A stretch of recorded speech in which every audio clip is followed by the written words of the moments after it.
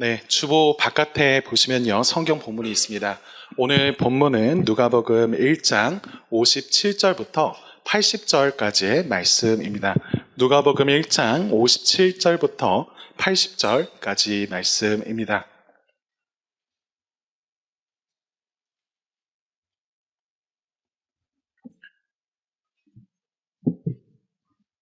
네, 제가 읽어드리도록 하겠습니다. 오늘 우리에게 주신 하나님의 말씀을 들으십시오.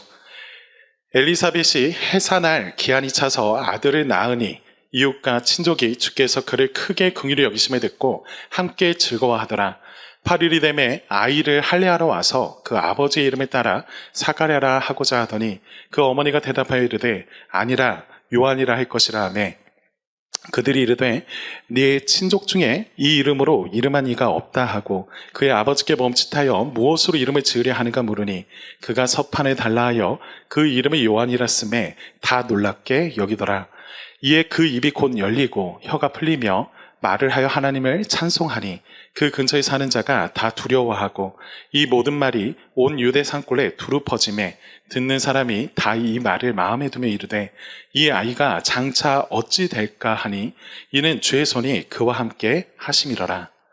그 붙인 사가랴가 성령의 충만함을 받아 예언하여 이르되 찬송하리로다 주 이스라엘 하나님이여 그 백성을 돌보사 속량하시며 우리를 위하여 구원의 뿔을 그 종 다윗의 집에 일으키셨으니 이것은 주께서 예로부터 거룩한 선지자의 입으로 말씀하신 바와 같이 우리 원수에게서와 우리를 미워하는 모든 자의 손에서 구원하시는 일이라. 우리 조상을 긍휼히 여기시며 그 거룩한 언약을 기억하셨으니 곧 우리 조상 아브라함에게 하신 맹세라. 우리가 원수의 손에서 건지심을 받고 종신토록 주의 앞에서 성결과 의로 두려움이 없이 섬기게 하리라 하셨도다. 이 아이여 네가 지극히 높으신 이의 선지라 일컬음을 받고 주 앞에 앞서가서 그 길을 준비하여 주의 백성에게 그 죄사함으로 말미암는 구원을 알게 하리니 이는 우리 하나님의 긍휼로 인함이라. 이로써 돋는 해가 위로부터 하늘에 임하며 우리에게 임하며 어둠과 죽음의 그늘에 앉은 자에게 비치고 우리 발을 평강의 길로 인도하시로다 하니라. 아이가 자라며 심령이 강하여지며 이스라엘에게 나타나는 날까지 빈들에 있으니라. 아멘. 네, 우리는요 누가복음을 순차적으로 살피고 있습니다. 지난주에는 이제 마리아라고 하는 이 사람이 노래하는 모습들을 같이 살펴봤습니다. 마리아는요 천사 가브리엘을 통해서 이제 하나님의 아들이 인간이 되셔서 자신을 통하여서 이 땅에 오신다라고 하는 것들을 들었고요. 그것을 믿음으로 받았지만 동시에 엘리사벳과의 그 만남을 통해서 확증을 얻고 감격하며 기뻐하는 모습을 우리가 보았습니다. 그가 노래하는 모습들을 보니까 우리는 하나님이 비천한 자를 돌보시고 세상을 뒤집으시며 약속을 잊지 아니하시고 성취하시는 분이시다 라고 하는 것을 보게 되었죠. 그러니까 우리도 이런 결론을 가질 수 있었습니다. 우리 역시도 자신의 비천함을 인정하는 누구나 마리아와 같이 노래할 수 있다라고 했죠. 이제 누가는요 이어서 사가랴를 다시 주목하고 있습니다. 여기에서도 여러분 다시 한번 노래가 등장해요. 지난번에는 마리아의 어떤 이야기, 그 마리아의 스토리와 그리고 마리아의 그 노래에 대해서 우리가 보았다면요, 이번에는 사가랴의 이야기와 그 사가랴가 부르는 노래를 같이 보게 될 겁니다. 여러분 보시다시피 이게 굉장히 좀 비슷한 패턴을 가지고 있어요. 누가는요 자꾸 이 사가랴라고 하는 사람과 마리아라고 하는 인물을요 왔다 갔다 하면서 이 말씀을 보고 듣는 사람들로 하여금 이 두 사람에게 이루어진 이 상상할 수 없던 일들을 주목하게끔 합니다. 또한 그 두 사람을 비교하게 만들죠. 그래서 사실은 이런 겁니다. 단지 사가랴와 마리아를 비교하고 끝나는 것이 아니라 요한과 예수님을 두고 왔다 갔다 하면서 누가는 주목해 보기를 바라고 있는 거예요. 누가가 이렇게 예수님과 요한의 출생을 비교하는 데 있어서는 분명한 목적이 있습니다. 요한이요 이토록 놀랍고 위대한 존재이지만 그렇게 왔죠. 그렇지만 예수님은 그보다도 훨씬 더 놀랍고 위대한 분이시다라고 하는 걸 말해주고 싶은 거예요. 여러분 누가복음 1장 15절을 보면요 세례 요한을 두고서 이렇게 말하고 있었습니다. 가브리엘이 했던 말이에요. 천사가 이렇게 말합니다. 이는 그가 주 앞에 큰 자가 되며 라고 말했죠. 그러니까 이 세례 요한은요, 큰 자가 될 겁니다. 그런데요, 누가복음 2장 11절을 보면요, 이제 예수님에 대해서 이렇게 말을 하고 있어요. 오늘 다윗의 동네에 너희를 위하여 구주가 나셨으니 곧 그리스도 주시니라 라고 말합니다. 여러분, 이게 무슨 말일까요? 세례 요한은요, 주 앞에서 크게 될 것입니다. 그렇지만요, 예수님은 어때요? 그분은요, 세례 요한의 주가 되실 겁니다. 여러분, 앞서서 제사장 그 사가랴라고 하는 사람은 천사 가브리엘에게 들었던 그 소식이 너무나 믿기에 어려웠던 것 같습니다. 누구에게나 불가능할 것이라 생각할 만한 그 소식을 전해 들었죠. 사가랴는 너무나 나이가 많았었고 그의 아내도 너무 나이가 많았었기 때문에 이미 포기해버렸던 그 자녀를 낳을 것이라는 것, 그리고 그 아이가 할 일에 대해서는 너무 믿기지 않는 일이었어요. 여러분, 이 사가랴가 천사를 봤다라고 하는 사실도 기적이죠. 그렇지만요, 사가랴는요, 그 천사가 전해준 그 메시지를 믿기 어려웠고, 천사는 그래서 그 사가랴를 때가 이를 때까지 말을 하지 못하도록 벙어리로 만들었습니다. 반면 마리아는 어땠는지 생각해 보세요. 마리아는요, 더 말도 안 되는 일을 들었었죠. 하나님의 아들이 자신을 통해서 이 땅에 온대요. 너무 말도 안 되는 일입니다. 그런데요, 그 말을 듣고서도 말씀대로 될 것을 믿었고요. 그리고 천사가 말해줬던 엘리사벳을 통해서 확증을 얻고 기뻐 노래했던 게 마리아였습니다. 좀 비교가 되죠. 여러분, 말하지 못하게 된 이 사가랴가 자신이 말을 하지 못하게 됐던 그날, 그 순간을 이후에 얼마나 많이 떠올렸을까요? 생각해 보면 저는 사가랴가 그날을 두고서 곱씹으면서 많이 후회했을 것이다 라고 생각합니다. 사가랴는요, 그 침묵 속에서 그 천사가 말했던 대로, 하나님이 말씀해 주신 대로 그때가 이를 날, 그날이 이루어질 날을 손꼽아 기다렸을 겁니다. 그는요, 벙어리가 되고서 천사의 말을 더더욱이 붙잡고 믿는 자리 가운데로 나아가고 있었을 거예요. 그리고 마침내 그 약속의 때가 오늘 온 겁니다. 사람들은요, 이 노부부들, 그러니까 이 사가랴와 엘리사벳에게 일어난 이 기적들을 보면서 감격하고 놀라워합니다. 그런데요, 이 기적을 바라보고 있는 이 사람들의 관심과 사가랴가 갖고 있는 관심이 똑같지가 않습니다. 많이 달라요. 둘은 다른 이유로 놀라고 있고요, 다른 이유로 노래하고 있습니다. 저는 이 이야기를 통해서 우리가 노래하는 그 이유를 어디에서 찾아야 하는지에 대해서 함께 나누고자 합니다. 그래서 이 설교를 3가지 질문을 가지고 진행하려고 해요. 첫 번째는 이런 질문입니다. 사람들이 이 순간 이때에 노래했던 그 이유가 뭘까라는 겁니다. 사람들은 왜 노래했는가? 라고 하는 걸 살필 거고요. 두 번째로는 그러면 사가랴가 노래한 이유는 뭘까?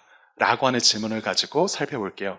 그리고 마지막 3번째, 이 결론에 이르러서는 그렇다면 우리가 노래할 이유가 무엇인가? 라고 하는 걸 차례대로 살피도록 하겠습니다. 첫 번째 대지를 나눌게요. 사람들이 노래하는 이유가 무엇인가? 라고 하는 질문을 가지고 살펴봤으면 좋겠습니다. 57절과 58절 말씀을 우리 같이 한번 읽어봤으면 좋겠는데요. 함께 읽겠습니다. 시작.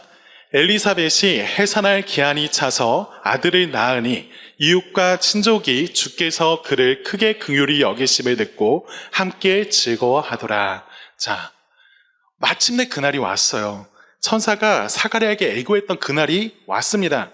오늘 우리가 읽지 않았지만요, 바로 앞에 있었던 그 절 56절을 보면요, 엘리사벳을 찾아왔던 그 마리아가 그 엘리사벳을 곁에서 이렇게 석 달을 머무르다가 그 집을 떠나서 이제 자기 집으로 돌아갔다라고 하는 이야기를 봅니다. 여러분, 앞서서 36절도 보면요, 마리아가 엘리사벳을 찾아왔을 때 엘리사벳은 이미 임신한 지 6달이 되었던 때였습니다. 그러니까요, 마리아가 3달 더 머물고 갔잖아요. 그러면 마리아가 돌아갔을 때에는 엘리사벳이 어떤 상태이냐면요, 이제 출산할 때가 다 이르는 거예요. 단순히 이것을 보면서 이제 애가 태어날 때가 됐구나. 그리고 애가 태어나서 사람들이 너무 놀라고 있구나. 라고 하는 정도로 생각하시면 안 될 겁니다. 왜냐면요. 저번에도 말씀드렸지만 당시 유대 사회에서 자식이 없다라고 하는 것. 그게 뭘 의미하느냐. 단순히 불행하다를 넘어서요. 하나님께서 이들을 저주하시는 것 아니냐라고 여겨질 정도의 수치였기 때문입니다. 여러분 특히 사가랴는요. 제사장 가문의 남자였잖아요. 그리고 엘리사벳 역시 아론의 자손이었으니까요. 후사를 이들이 잊지 못한다라고 하는 것. 이것은요. 단순히 이들의 개인의 고통을 넘어서 가문의 단절을 의미했고요. 나아가서 제사장 가문이 이 의롭다고 하는 자들이 영적인 저주를 받은 것처럼 느껴지는 시간들을 보내고 있었을 거예요. 여러분 6절에서 소개했던 것처럼 이 사람들은요. 의로운 사람들이었습니다. 흠이 없이 행했던 사람들이에요. 여러분 이런 평가가 이 부부가 이 시간들을 그냥 아무 일 없이 그냥 보내고 살았다라고 하는 걸 말해주는 것이 아니죠. 오히려 이 사람들이 믿음이 있고 하나님 앞에 의롭게 살고자 한 사람들이었기 때문에 그 세월을요. 믿음 때문에 더 치열하게 씨름하면서 살았다라고 하는 걸 우리가 알 수 있을 거예요. 왜냐하면 여러분 하나님이 의로우신 분이시잖아요. 하나님 앞에서 자신들이 어떻게 살아왔다라고 하는 것을 하나님이 모르시는 것이 아니라 이 말입니다. 그런데 자신 앞에 놓여지는 상황이 뭐예요? 마치 하나님이 자기를 외면하고 자신에게는 어떠한 복도 주지 않을 것처럼 여겨지는 순간들을 계속 경험한다 이 말이죠. 그때 그가 도전받는 게 뭡니까? 이 하나님이 정말 의로운 분이신가? 하나님이 우리에게 선대하시는 그분 맞는가? 라고 하는 의문이 들었겠죠. 그 씨름 안에서 성경에 다 기록되어 있지 않지만요. 분명 사가랴와 엘리사벳은요. 서로 수없이 많은 밤들을 함께 울었을 거예요. 그리고 하나님께 부르짖었을 겁니다. 여러분 그런 부부에게 지금 아이가 태어났다라는 거예요. 그렇다라고 하는 건 이들에게 얼마나 큰 기쁨을 가져다 줬을까요? 이건 이들에게만 기쁨이 아니었을 겁니다. 온 마을이 들썩이게 되는 축제였죠. 여러분 누가 보더라도 임신이 불가능한 어떤 할머니가요. 이제 아이를 낳게 되었대요. 그 할머니에게서 아이의 울음소리가 터져 나왔다라고 하는 그 소문은요. 동네의 큰 관심거리였을 겁니다. 사람들은요. 늙은 부부의 품에 안긴 그 아기를 보면서요. 놀라워했고요. 온 동네가 계속 축제 분위기로서 그 시간들을 보내게 되죠. 여러분 이 소식을 들었던 사람들은요 너무 놀랐습니다. 그래서 그 소문이 계속 빠르게 퍼져 나갔던 것 같아요. 그래서 나중에는 이웃들과 친족들이 이 소식을 즐거워하면서 하나님을 함께 노래합니다. 하나님이 엘리사벳 그녀를 크게 긍휼히 여기셨구나 라고 말을 하죠. 한 여인의 수치가 씻겨졌고요. 기적이 자신들 눈앞에서 펼쳐진 것을 이들이 보니까요. 사람들은 당연히 환호할 수밖에 없었습니다. 기뻐하는 건 너무나 당연한 반응이었겠죠. 이렇듯 기쁨에 찬 분위기 속에서 이스라엘의 전통을 위해서 관습대로 이웃들과 친척들이 모이게 된 것이 59절의 이야기예요. 59절 말씀을 함께 읽어봅시다. 함께 읽겠습니다. 시작. 8일이 되매 아이를 할례하러 와서 그 아버지의 이름을 따라 사가랴라 하고자 하더니, 여러분 여기에서 할례라고 하는 말이 뭔지 좀 잘 모르겠다 하시는 분이 있을 것 같아요. 여러분 할례라고 하는 것은요 그냥 간단히 말하면 여러분 포경수술 같은 거 떠올리시면 됩니다. 그런데 그 당시에는 단지 위생을 목적으로 이것을 시켰던 게 아니에요. 그게 아니라 이스라엘의 조상 하면, 이스라엘의 아버지 하면 떠올리는 인물이 하나 있죠. 그 인물이 누구냐면 아브라함입니다. 아브라함 때부터 하나님께서 명령하셔서 지키고 있었던 종교적 관습이 있다면 이 할례였어요. 이런 식으로 하는 겁니다. 아들이 태어나면요 8일째 되는 날에 할례를 행해요.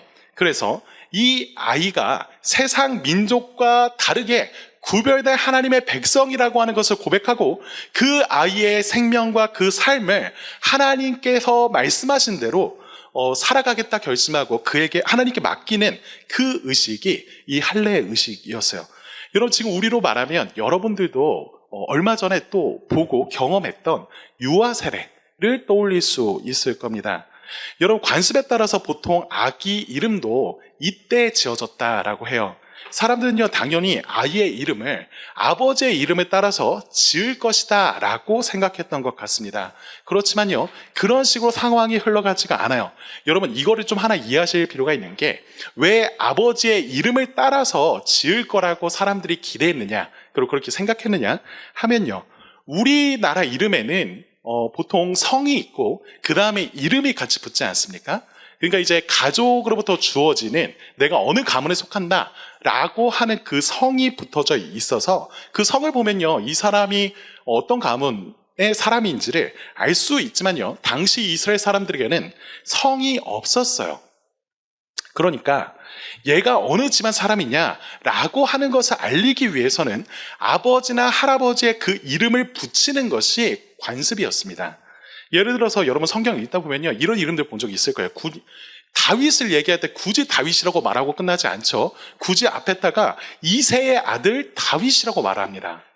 혹은 이런 것도 있죠. 시몬, 요나의 아들 시몬이라 말하고요. 야고보 같은 사람도 세베대의 아들 야고보라고 하는 명칭으로 소개되는 걸 여러분 본 적이 있을 거예요. 이 이유가 이런 이유라는 겁니다. 여러분, 게다가 사가랴, 이 사람이 어떤 사람이라고 했어요? 뼈대에 있는 그 제사장 가문의 사람이다. 그리고 그 가문 중에서도 사람들로부터 굉장히 존경받는 제사장이 이 사가랴였잖아요.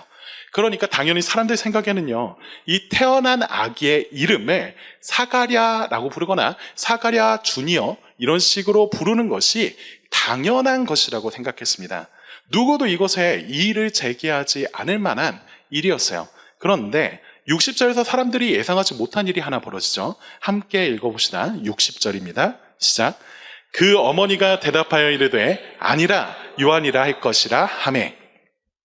여러분, 제가 너무 급하게 달려나가는 것처럼 보이실 수도 있는데, 마음이 급합니다. 오늘 본문도 길기 때문에 열심히 달려야 돼요. 여러분 보시면 그 어머니 엘리사벳이죠. 엘리사벳이 그 이름 사가랴라고 하는 이름 얘한테 붙이면 안 된다라고 말하고 있어요. 원문을 보면요, 너무나 확고하고 단호하게 말하고 있습니다. 뭐라고 말하는 거냐면 이런 거죠. 아니요, 그러면 안 돼요. 얘는 요한이라고 할 거예요 라고 말하는 거죠.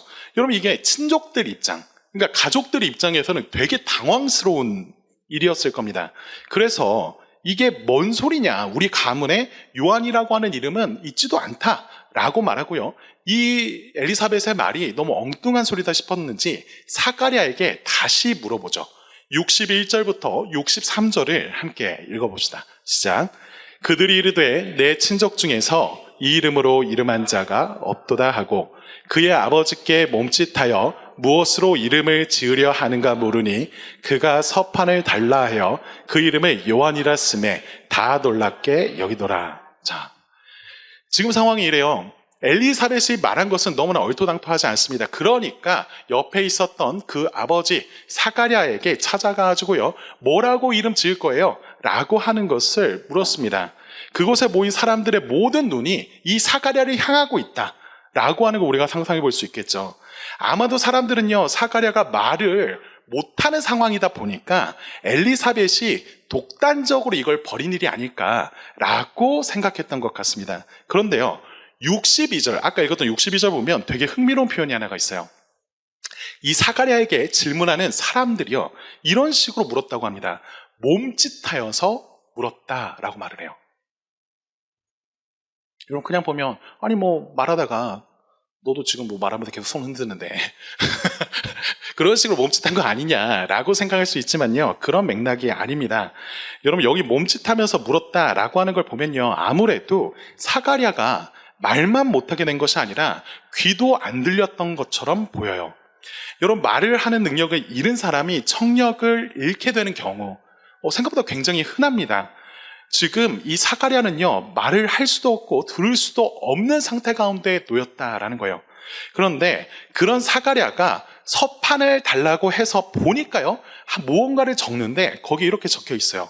그 이름은 요한이라 라고 적었다는 거죠. 이 쓴 걸 보고 사람들이 다 놀라버립니다. 왜요? 당연히 아버지 이름이나 가문을 나타낼 이름을 지을 거다라고 생각했잖아요. 그런데 이 사가랴가 쓰고 있는 이 말의 뉘앙스 자체가 신기해요. 왜냐하면 사가랴는요, 지금 이 아이를 앞으로 요한이라고 부르겠습니다 라고 말하는 게 아닙니다. 이 아이를 이제 앞으로 요한이라고 이름 붙입시다 라고 말하지 않고요, 이 아이의 이름은 원래부터 요한이었다라고 말해요. 사람들 입장에서는요, 제사장이 가문의 전통적인 관습을 깬다는 거, 이것도 좀 말이 안 되는 것 같지만, 엘리사벳과 마찬가지로 사가랴가 너무나 단호한 태도로 이 아이의 이름은 이미 요한이다 라고 하는 그것이 더 당황스러웠을 겁니다. 여러분, 사가랴는요, 이렇게 말하고 있는 것과 똑같아요. 이 요한이라고 하는 아기의 운명과 정체성은요, 사람의 혈통이나 가문의 정통에 의해서 결정될 것이 아니다라는 거죠. 그는요, 그 아기는 오직 하나님의 특별하신 그 목적으로 인해서 선택받았고 그의 정체성이 주어졌다라고 하는 걸 지금 사가랴는 붙들고 있는 거예요. 그러니까 이 아기의 이름은 하나님께서 정해주신 그대로 요한이어야 된다. 이 요한이라고 하는 말을 풀어보니까요, 이런 의미래요. 하나님은 은혜로우시다, 하나님은 긍휼히 여기시는 분이시다 라고 하는 것을 나타내는 존재로서 부름받았다라는 거죠. 여러분, 그러니까 어떤 일이 일어나냐면요, 바로 그 순간 이 요한이요, 이 서판에, 요한이 아니죠, 사가랴가요, 요한이라고 하는 이름을 적어낸 순간 기적이 일어납니다. 64절의 말씀이에요. 함께 읽겠습니다. 시작. 이에 그 입이 곧 열리고 혀가 풀리며 말을 하여 하나님을 찬송하니. 여러분, 앞서서요, 천사가 했던 그 말을 불신했던 사가랴, 그 사가랴가 입을 열지 못하고 말을 못하게 되었었잖아요. 그런데 이 사가랴가 하나님의 말씀을 믿고 따르니까요, 기적이 일어났습니다. 사가랴가요, 입을 열어요. 혀가 풀립니다. 말을 하게 되었어요. 사람들은요, 당연히 너무나 놀라다 못해 이것이 너무 무섭다라고 여겼습니다. 왜냐하면 이런 일들은 아무리 봐도 그냥 일반 상황 중에서 일어날 수 있는 일이 아니거든요. 뭔가 초자연적인 일, 그러니까 하나님이 아니면 하실 수 없는 일이 일어난 거다라고 사람들은 생각했습니다. 당연히 이런 것을 보고 들은 사람들은요, 이 소문을 더 멀리, 더 빨리 퍼쳤던 것 같아요. 유대 산골 어디서든지 이 소식을 듣지 않은 사람이 없었습니다. 여러분, 65절과 66절을 같이 읽어봤으면 좋겠어요. 시작. 그 근처에 사는 자가 다 두려워하고 이 모든 말이 온 유대 산골에 두루 퍼짐에 듣는 사람이 다 이 말을 마음에 두며 이르되 이 아이가 장차 어찌 될까 하니 이는 주의 손이 그와 함께 하심이라. 자, 이 소문이 퍼진 다음에 이 소식을 들었던 사람들의 갖고 있는 반응을 보여주고 있습니다. 뭐라고 하냐면요, 이야기를 들었던 사람들이 모두 다 이 말을 마음에 두었다라고 말해주고 있어요. 여러분, 분명히 이 사람들은요, 사가랴가 입을 열게 되었을 때, 말을 할 수 있게 되었을 때 처음으로 했던 일이 뭐죠? 찬송하는 일이었어요.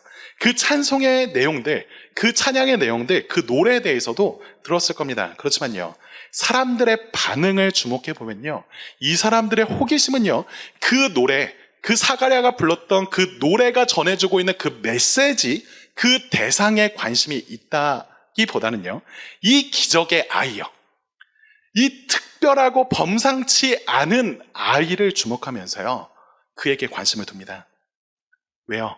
이처럼 하나님의 능력이, 주님의 손이 함께하는 아이가 앞으로 어떻게 될까라고 하는 게 그들의 관심이었던 거죠. 여러분, 이걸 한번 생각하셔야 됩니다. 사람들은요, 지금 눈앞에 있는 기적과 앞으로 이 아이에게 일어날 일에 대해서 궁금해하면서 환호했어요. 어쩌면요, 우리도 비슷하게 반응하는 데가 참 많은 것 같습니다. 여러분, 우리의 눈길이 향하고 마음이 머무는 것 생각해 보면요, 그 눈에 보이는 어떤 기적들, 당장의 놀라운 일들일 때가 더 많죠.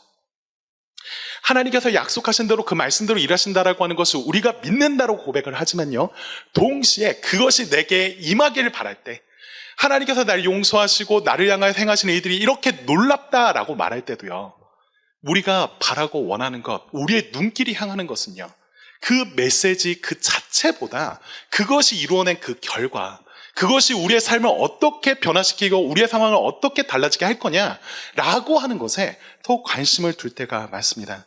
여러분, 이게 다른 사람 얘기가 아니라 제 얘기예요. 여러분, 한참을 간절히 기도해요. 너무나 큰 문제가 생겼거든요. 그런데요, 그 큰 문제가 갑자기 해결되는 겁니다. 예상하지 못하게 일이 잘 풀리게 되었어요. 그러면 우리는요, 금세 우리의 관심이 어디 있었는지를 드러내죠. 그 결과에만 관심을 갖고 더 이상 기도하지 않잖아요. 그보다 하나님의 큰 뜻, 하나님의 가지신 그 목적까지는 헤아리지 않고요, 그 시간들이 왜 우리에게 주어졌는지를 우리가 생각하지 않고 보내죠. 여러분, 그런데요, 사가랴는 이 시기를요 조금 다르게 보냅니다. 사가랴는 좀 달라요. 그는요, 단순한 기적을 넘어서 그 기적 속에 담겼던 하나님의 더 깊은 의미, 하나님이 하시고자 하시는 그 구원의 계획을 보았습니다. 그는요, 기적적으로 아이가 생겼다라고 하는 그 사실, 그리고 이 아이가 앞으로 어떤 인물이 될 것이냐라고 하는 것에 대한 관심을 넘어서 하나님께서 이 아이를 통해서 가리키고자 하시는 것, 이 아이를 통해서 나타내고자 하시는 것이 무엇이냐를 주목하고 노래했어요. 여러분, 이제 우리는요, 사가랴가 무엇 때문에 노래했는지 그 이유를 깊이 살펴보고자 합니다. 그 노래 속에서 우리가 노래할 이유를 우리는 같이 발견하게 될 거예요. 여러분, 이게 두 번째 대지입니다. 사가랴가 노래한 이유에 대해서 함께 살펴봅시다. 여러분, 다시 64절 이렇게 보시면요, 사가랴가 다쳤던 입이 열리고 묶였던 혀가 풀릴 때 터져나왔던 그 첫마디, 아까 말했던 것처럼 하나님을 찬양하는 것, 하나님을 노래하는 것이 터져 나왔어요. 여러분, 이런 사가랴의 고백이 지난 9개월의 침묵의 시간을 보냈던 것과 무관한 일이 아닐 겁니다. 무슨 말이냐면요, 여러분 생각해 보세요. 만일 저와 여러분이 사가랴였다라고 한다면요, 여러분, 그 천사로부터 이제 입을 다물게 되는 그 일을 경험하게 되었을 때, 벙어리가 되었을 때, 여러분 뭐 할 것 같아요? 저는요, 아무래도 내가 입이 다치고 귀가 다쳤던 그날을 두고서 내가 한 말을 몇 번이고 되뇌이고 곱씹어 봤을 것 같아요. 여러분, 그것만이 아니죠. 동시에 그 천사가 그때 뭐라고 나한테 말했었는지, 그 이야기가 대체 무슨 이야기길래 이런 일이 일어나는지 관심 갖고요, 그것을 살피고 되새기면서 묵상했을 겁니다. 그게 뭔 의미인가 해서요. 여러분, 생각해 보시면 사가랴는 명망 있던 제사장이었습니다. 당연히 구약 성경이라고 하는 것은 이 사람에게 있어서 굉장히 잘 알고 있는 거예요. 그러니까 17절에서 천사가 말해줬던 내용, 엘리야의 심령과 능력으로 주 앞에 먼저 와서 아버지의 마음을 자식에게 거스른 자를 의인의 슬기에 돌아오게 하는 일을 이 아이가 하겠다라고 하는 것, 주를 위해 세운 백성을 준비하게 하는 일을 이 아이가 하겠다라고 하는 말을 곱씹고 곱씹으면서 이 사람은요, 구약 성경 하나하나를 열심히 살폈을 겁니다. 그리고 그 천사의 말대로 아내의 배가 점점 불러오는 것을 보면서요, 그 오실 주님 메시아에 대한 그 구약 성경의 수많은 약속들을 더 깊이 묵상했을 거예요. 그러면서 이 사람이 어떻게 됐을까요? 점점 확신할 수 있게 되는 거예요.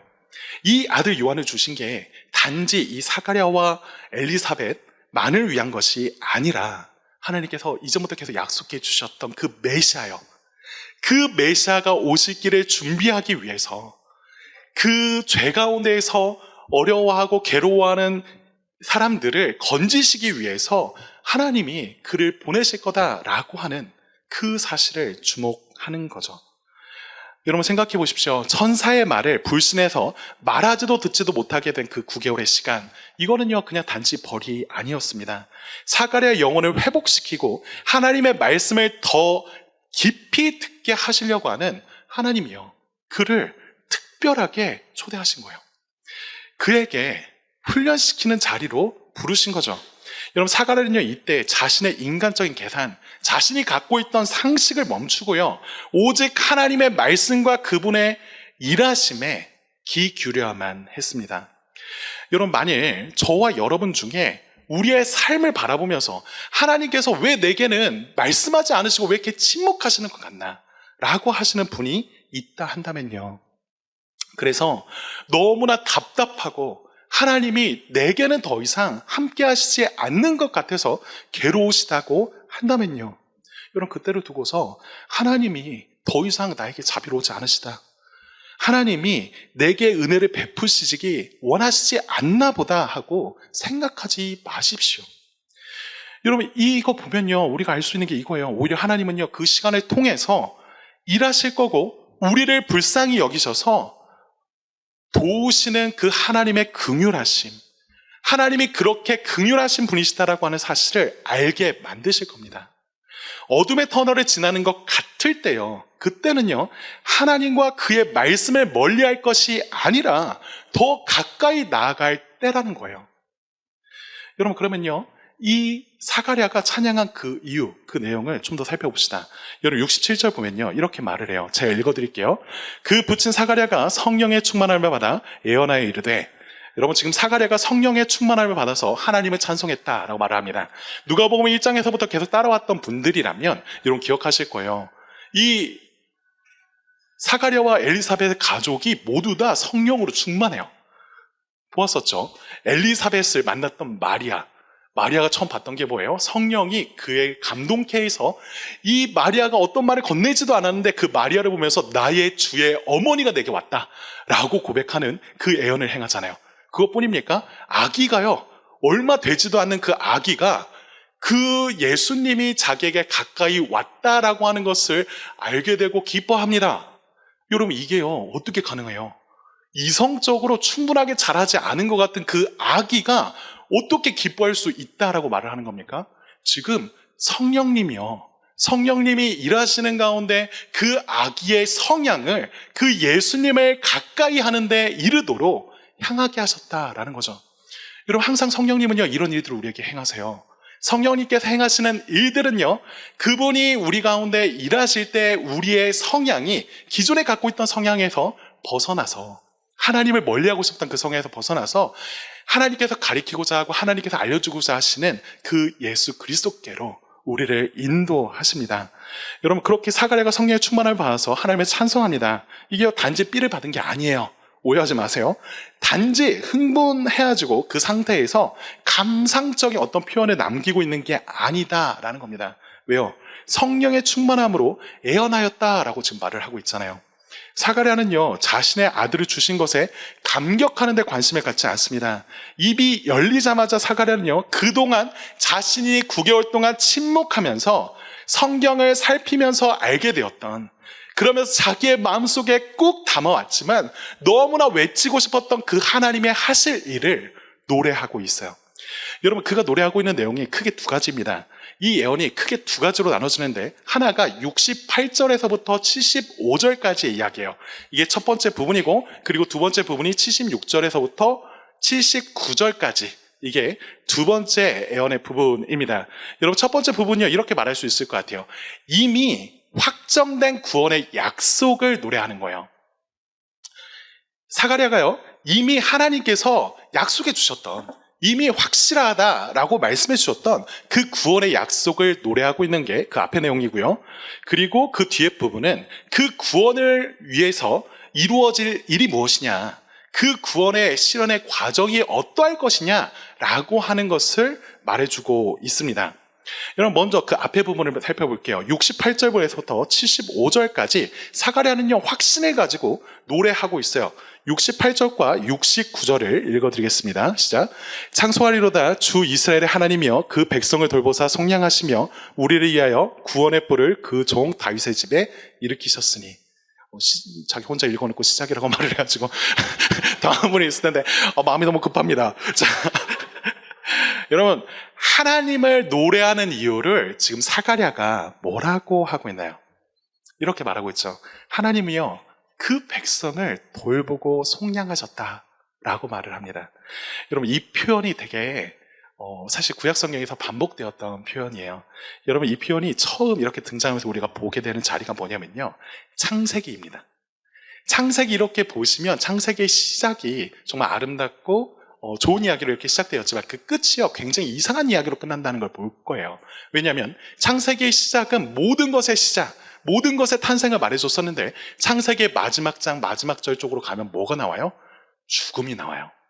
요셉이 죽는 장면이 나오고요. 그 요셉이 자신의 유고를 약속의 땅, 하나님께서 말씀하셨던 대로 그 가나안 땅에 가지고 가서 거기에 묻어달라라고 유언하면서 이스라엘에게 맹세시킨 장면이 나옵니다. 그러면서 요셉은 그 유언에 자신의 유고를 두고서 이런 식으로 말한 적이 있어요. 하나님이 반드시 너희를 돌보시고 이 애굽 땅으로부터 너희를 건지실 것이다. 너희를 살피실 것이다. 인도하여 내실 것이다. 라고 말을 했어요. 여러분, 그러니까 실제 출애굽기에서 이후에 일어나는 이야기죠. 출애굽기에서 하나님은요 모세를 통해서 이 요셉이 가리켰던 대로, 요셉이 증거하고 있는 바대로 하나님께서 찾아오셔서 그들의 울부짖음을 들으셨고 그들을 찾아오셔서 그들을 인도하여 내사 약속의 땅 가운데로 향하게 하신다라고 하는 이야기를 보여줍니다. 그런데요, 사가랴는요 그거는 지금 하나님께서 돌보시고 하나님께서 속량하신다라고 하는 그 이야기가 단지 그때 출애굽한 사람들만의 이야기가 아니라 우리의 이야기라고 말하고 있는 거죠. 하나님께서 약속대로 우리에게 그 일을 이루시기 위해서 구원의 뿔을 다윗의 집에 일으키셨다라고 말합니다. 여러분, 여기서 구원의 뿔이라고 하는 거 이런 식으로 상상해 보시면 좋겠어요. 여러분, 큼지막한 황소 있죠? 우리나라에서는 그 황소 보면 항상 그냥 누렁이 이렇게 보게 돼 있다가 많은 것 같은데, 여러분, 소 이렇게 생각하시면 그 큰 소 머리에 달려있는 큰 뿔 있잖아요. 그 뿔은요 굉장히 위협적인 겁니다. 그 뿔에 잘못 걸면 사람은 죽어요. 여러분, 그거 상상하시면 맞습니다. 하나님께서 그 구원의 뿔을 가지고서 그분이 어떠한 힘과 어떠한 능력으로서 일하실 것인지를 말해주고 있는 거죠. 그런데 그것이 다윗의 집에서 일어났다라고 말을 하고 있습니다. 여러분, 다윗에게 약속하신 그 영원하신 왕이 오셨다라고 하는 걸 노래하는 거예요. 그런데 우리는 앞서서 이미 들은 바가 있습니다.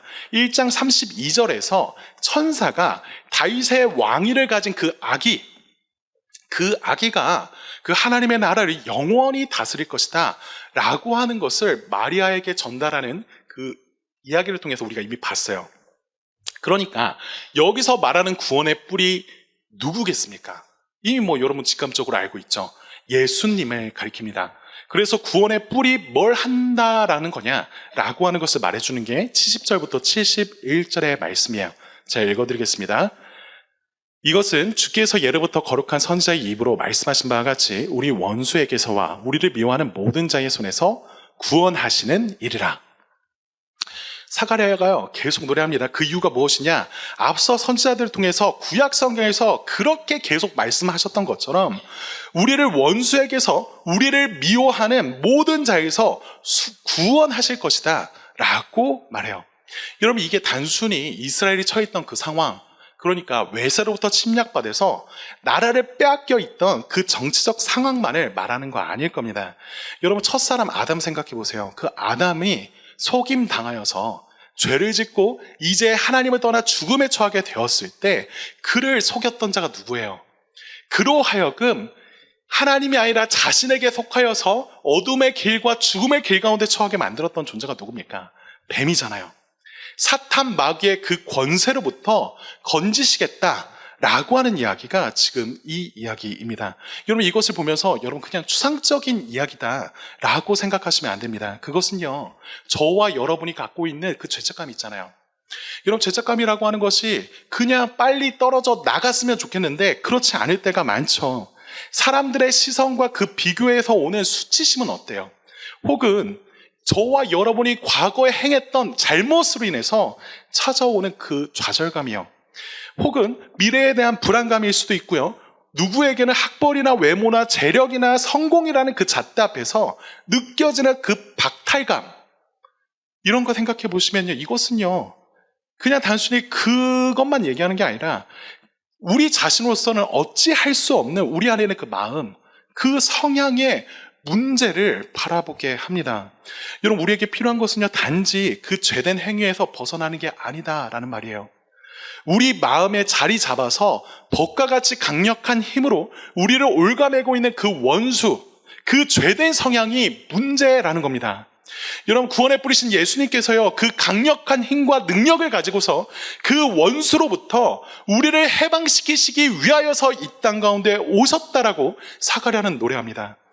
여러분을 비참하게 만드는 그 어떤 것도 구원에 뿌리신 예수보다 강하지 않다라고 하는 사실에 기뻐하십시오. 여러분, 72절과 73절에 이렇게 말합니다. 읽어드릴게요. 우리 조상을 그리 여기시며 그 거룩한 언약을 기억하셨으니 곧 우리 조상 아브라함에게 하신 맹세라. 여러분, 사가랴가요, 이 모든 구원을 노래하면서 그가 붙들고 있는 핵심이 사실 여기 있습니다. 그게 뭐냐면요, 하나님이 왜 이런 거 행하시냐, 그분이 긍휼히 여기시는 분이기 때문이라는 거예요. 그렇게 하나님은요, 사람들이 죄로 넘어지며 자격 하나 없는 게 너무나 분명하지만 그들을 불쌍히 여기셔서 아브라함에게 하셨던 그 약속대로 내 씨로 말미암아 모든 민족이 복을 받겠다 하시는 그 약속을 이루고자 하셨고요, 다윗에게 주셨던 그 약속대로요, 영원한 그 왕국에 대한 약속을 기억하시며 성취하고자 하셨습니다. 그렇기에 구원에 뿌리신 분이요, 그 당신의 약속대로 일하시기 위해서 저와 여러분의 앞에 찾아와서 요구하시는 것은 자기 자신의 긍휼하심이지 저와 여러분의 무엇이 아니다라는 겁니다. 여러분, 74절과 75절도 한번 보세요. 읽어보겠습니다. 제가 읽을게요. 시작. 우리가 원수의 손에서 건지심을 받고 종신토록 주의 앞에서 성결과 의로 두려움이 없이 섬기게 하리라 하셨도다. 자꾸 제가 왔다 갔다 하는데 많이 왔습니다. 그래서 예수님께서 행하신 구원이 무엇이냐, 그것은 단지 우리를 고통에서 벗어나게 할 뿐 아니라 우리를 그 지옥에서 천국으로 장소를 옮기게 하신 그 정도가 아니라 하나님을 주시고 그분을 사랑하게 만드시며 그분과 함께 살아가도록 하는 것, 그게 예수님이 구원의 뿔로서 당신의 그 강력하신 힘을 가지고 우리에게 이루고자 하시는 구원이다라는 거죠. 여러분, 그러니까요, 저와 여러분이 예수님을 믿는다면요, 우리의 신앙생활, 우리가 하나님을 바라보는 그 시선은요, 두려워하면서 숨는 방식으로 내가 뭐 잘못했으면 안 되겠다 하고 도망치는 방식이 아니라 부모의 그 사랑을 확신하는 아이가요, 어떻게 하겠어요? 자기가 잘못한 거 있고 자기 자신이 했던 일들을 생각할 때 걱정되긴 하는데, 그 부모가 어떤 마음으로 나를 바라보고 나를 사랑하는지를 확신하는 그 아이는요, 그 부모의 그 품 안에 두려움 없이 나아갈 겁니다. 그것처럼 그분의 뜻을 따라서 거룩하고 의로운 삶을 살게 하는 자유를 얻는 것, 그게 구원의 뿔이 우리에게 행해 주시는 일이죠. 여러분, 억지로 더 나은 사람이 되려 애쓰면서 고통스러워하는 것이 아니라 이미 이루신 그 구원 안에서 이미 특별한 사랑을 받아서 구별된 자로서 예수님만큼 의로운 자로 여김받으면서 섬기게 되는 것이 그 구원자가 우리를 향하여서 이루실 일이다라는 거예요. 여러분, 두 번째로 이 예언이 가리키고 있었던 것, 76절에서부터 79절을 한번 보세요. 여러분, 시간이 너무 부족해가지고 자세하게 모두 다 다루진 못할 것 같습니다. 근데요, 여기서 보면 이제 사가랴는요, 자신에게 주셨던 그 아들 요한을 주목하고 있습니다. 그렇지만 이게 그냥 단순히 그 요한 때문에 노래한다기보다는요, 그 아들이 예비하고 있는 그 길을 통해서 오실 분을 바라보면서 노래하고 있어요. 여러분, 76절, 77절은 같이 한번 읽어봤으면 좋겠습니다. 함께 읽겠습니다. 시작. 이하여 네가 지극히 높으신 이의 선지자라 일컬음을 받고 주 앞에 앞서가서 그 길을 준비하여 주의 백성에게 그 죄사함으로 말미암는 구원을 알게 하리니. 자, 요한은 어떤 자가 될 것이다 라고 말을 하냐면요, 지금 사가랴는요, 요한이 지극히 높으신 이의 길을 앞서 준비하는 자가 될 것이다 라고 말합니다. 이 요한은요, 사람들에게 죄를 용서받는 것을 통해서 죄를 용서받는 것을 가지고서 그것에 관한 구원의 지식을 전할 거예요. 그리고 78절과 79절에서 사가랴는 그가 바라보고 있는 그 메시아를 향해서 굉장히 큰 기쁨으로 절정으로서 찬양합니다. 78절 79절 같이 읽겠습니다. 시작. 이는 우리 하나님의 긍휼로 인함이라. 이로써 돋는 해가 위로부터 우리에게 임하며 어둠과 죽음의 그늘에 앉은 자에게 비치고 우리 발을 평강의 길로 인도하시로다 하니라. 멀리 오셨습니다. 여러분, 하나님의 긍휼하심으로 인해서 돋는 해가요, 위에서부터 우리에게 임한다라고 예언하고 있어요. 여러분, 이거 잘 생각하시면 되게 이상한 표현입니다. 왜냐면요, 여러분, 돋는 해 하면 뭐 떠오르세요? 돋는 해 하면 보통 그 일출 때에 떠오르는 그 태양, 여러분 생각하실 겁니다. 여러분, 그거 멀리서 보면 어때요? 멀리서 보면 그 태양은요, 그 빛은요, 이 땅에서부터, 이 아래에서부터 올라오잖아요? 그게 돋는 해가 보여주는 거죠. 그런데 지금 사가랴는요, 돋는 해가 그 땅에서부터 아래에서부터 올라온다고 말하지 않아요. 사가랴는 이렇게 말하고 있죠. 그 돋는 해가 위로부터 임한다라고 말을 해요. 여러분, 사가랴가 뭘 말하고 있는 걸까요? 이게 단지 일출 때 해를 떠올리는 게 아니라 빛이 어둠을 몰아내듯이 이제 해가 뜨면 깊은 어둠의 그늘을 몰아내게 될 터인데, 그것은요, 땅에서부터 오는 빛이 아니고요, 하늘에서 위로부터 오는 빛이다라는 거죠. 하나님이요, 우리의 모든 절망과 죽음의 권세를 깨뜨리기 위해서 이 땅 가운데 오셨습니다. 여러분, 저와 여러분들이 살고 있는 이 땅에서 보고 있는 그 앞의 길이, 그리고 우리의 상황들이 너무 어두우면요, 우리는 어디로 가야 될지 잘 모를 겁니다. 그런 막막함에 주저앉아 있는 자들에게 돋는 해이신 예수님이 오신다면요, 우리는요, 그 모든 어둠 속에서 이제 어디를 향해야 되는지, 어디로 가야 되는지 우리는 알게 될 거예요. 그 길은요, 평강의 길입니다. 평화의 길이에요. 하나님께서는요, 이 예수 그리스도를 통하여서 우리를 그 길로 인도하길 원하십니다. 저와 여러분이 아무리 깊은 어둠 속에 죽음의 그늘에 있다 하더라도요, 예수님을 만난다면요, 그 어둠은 이제 물러갈 거예요. 여러분, 이게 사가랴가 노래하고 있는 이유입니다. 자신의 삶에 일어났던 그 기적을 넘어서요, 그 일을 통해서 이루고자 하시는 그 하나님의 크신 계획과 목적을 찬양하죠. 자신의 죄와 불신으로 인한 그 침묵 속에서 경험했던 그 기적 너머에 아브라함과 다윗에게 주셨던 그 약속대로 구원의 뿌리신 예시아가 오셔서 행하실 그 일 때문에 노래해요. 여러분, 사람들이 주목한 그 요한이 아니라 그가 가리키고 있는 지극히 높으신 분 때문에 사가랴는 노래합니다. 여러분, 그러면 마지막 세 번째 대지, 우리가 노래할 이유에 대해서 살펴봅시다. 그렇다면 사가랴가 노래하는 그 이유는 우리가 노래하는 그 이유가 될 수 있느냐, 걔가 노래한 게 진짜 우리의 노래할 이유가 되느냐라고 하는 걸 얘기하고 마칠게요. 68절에서 그 79절까지 이 사가랴의 노래를 살펴보면요, 약속되고 이루어질 그 구원에 대해서 여러 가지로 표현하고 있었죠. 그런데 잘 보시면 단 한 가지의 표현이 반복되고 있습니다. 사실 이 노래에서뿐만이 아니고요, 그 요한이 태어나는 이야기, 그리고 그 뒤에 노래에서도 계속 반복되고 있었던 단어가 하나 있었어요. 그게 뭐냐면 여러분, 72절과 78절 보면 알 수 있습니다. 제가 읽어드릴게요. 72절, 우리 조상을 긍휼히 여기시며 그 거룩한 언약을 기억하셨으니 라고 말하죠. 78절은 이렇게 말합니다.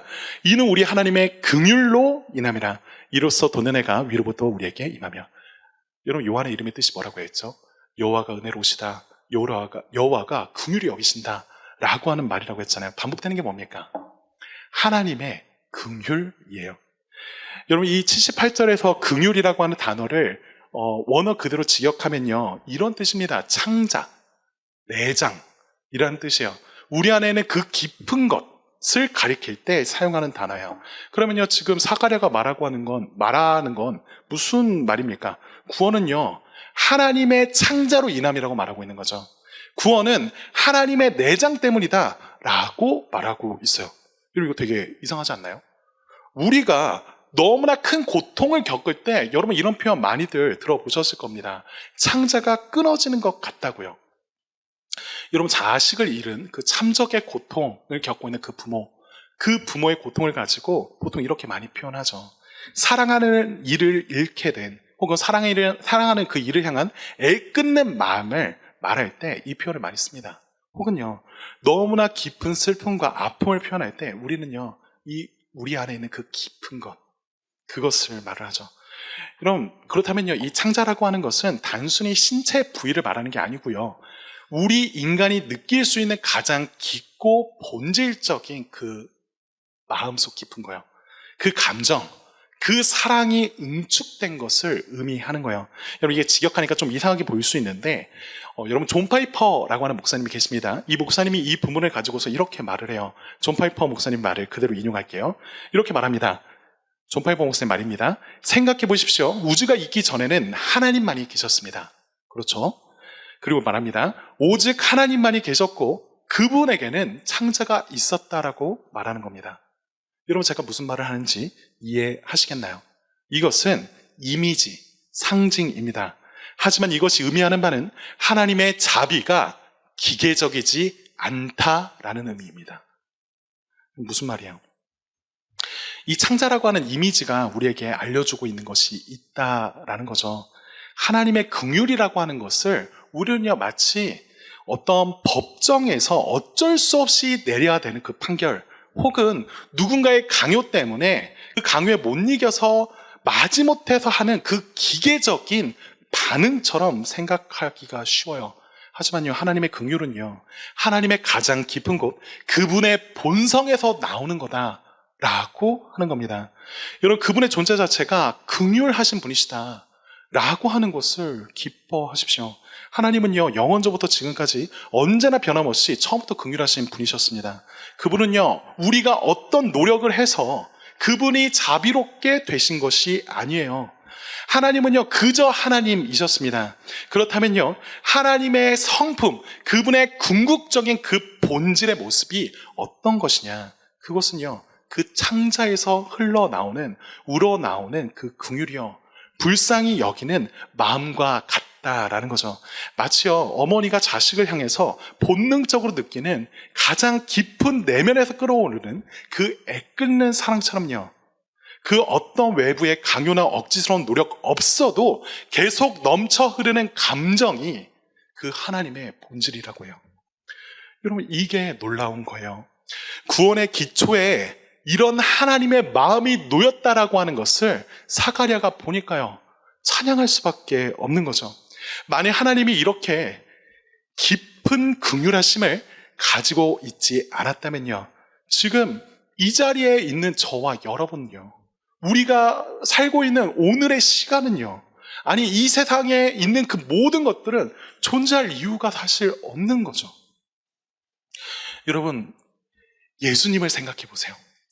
예수님은요, 보이지 않는 하나님의 형상이십니다. 그렇게 예수님은요, 하나님의 그 궁극적인 본질, 하나님의 그 창자가 끊어지는 그 애타는 마음으로서 우리를 향하신 긍휼의 마음을 우리에게 나타내 보이시고자 이 땅에 오신 하나님이십니다. 예수님께서요, 오병이어 사건 기억하시죠? 이제 사람들이 자신을 쫓아서 찾아 나왔을 때 배고파 굶주리고 있는 모습을 보면서 그분이 품었던 마음이 뭐예요? 이 긍휼히 여기시는, 불쌍히 여기시는 마음이었어요. 자신을 쫓아다니면서 어떠한 은혜, 어떠한 능력이라도 얻지 않을까 하면서 바라는 자들, 그들을 보면서요, 예수님은요, 긍휼히 여기셨습니다. 여러분, 예수님의 그 긍휼하심이요, 결국 그를 어디로 인도합니까? 그 자리는 결국 십자가이죠. 여러분, 다시 한번 말씀드립니다. 하나님이요, 저와 여러분을 위해서 어떤 마음으로 우리를 찾으시는지, 우리를 돌보시는지, 이거를 그냥 추상적인 이미지로 주시지 않았다라고 하는 걸 주목합시다. 여러분, 다윗과 그 아브라함에게 약속하셨던 그 긍휼, 사가랴의 찬양 속에서 돋는 해로 오실 그 긍휼이요, 마침내 예수 그리스도 안에서 육신이 되셨고요, 가장 구체적인 그 형태를 가지고 우리에게 나타나셨습니다. 여러분, 예수님께서 십자가에 달리실 때 그분은요, 우리를 향한 하나님의 창자 깊은 그 긍휼하심을 나타내셨어요. 나의 하나님 어째요 나를 버리셨나이까? 라고 하는 그 절규 속에서요, 예수님은요, 죄로 인해서 하나님과 단절된 우리의 고통을 대신 겪으셨고요, 동시에 그 자리를, 그 예수를 바라보고 있는 아버지 하나님은요, 그 애끓는 아픔, 창자가 끊어지는 그 아픔 가운데 그 고통의 자리에 서셨습니다. 여러분, 자격 없는 죄인인 우리를 구원하시기 위해서 하나님이 행하신 일, 이것을 바라보십시오. 그리고 그리스도를 통해서 나타난 하나님의 긍휼하심을 저와 여러분을 위한 것이라고 받아들이세요. 그리스도께서요, 저와 여러분 같은 작고 비천한 자를 위해서 이렇게 말씀하셨습니다. 마태복음 11장 11절의 말씀이에요. 내가 진실로 너에게 말하노니 여자가 낳은 자 중에 세례 요한보다 큰 이가 일어남이 없도다. 그러나 천국에서는 지극히 작은 자라도 그보다 크니라. 여러분, 지금 예수님이요, 천국의 비전을 보여주고 있어요. 천국은 어떤 곳이냐? 예수님은요, 이렇게 말을 하죠. 세례 요한은 주 앞에서 큰 자이지만 그 예수님을 주와 구주로 믿는 자들은 그보다 크다라고 말씀해 주세요. 천국에서 아무것도 아닌 존재가 되는 게 역사상 가장 위대한 선지자가 되는 것보다 더 위대한 일로 만드셨습니다. 여러분, 저와 여러분이요, 그 예수님을 믿고 그분 안에 거한다면요, 저는요, 그리고 여러분은 이 세례 요한보다 더 큰 자로 하나님께 여겨질 거예요. 여러분, 그러니까요, 우리가 불안해할 필요가 없습니다. 우리는 실패할 수 있지만요, 하나님의 약속은 변하지 않으니까요. 우리의 사랑은 식을 수 있지만 하나님의 긍휼하심이 영원하니까요. 여러분, 이 긍휼하심을 나타내시는 그리스도께로 오십시오. 오늘 그분이 행하신 그 구원이 우리의 노래할 이유가 되게 해달라고 우리 같이 노래하고 기도했으면 좋겠습니다.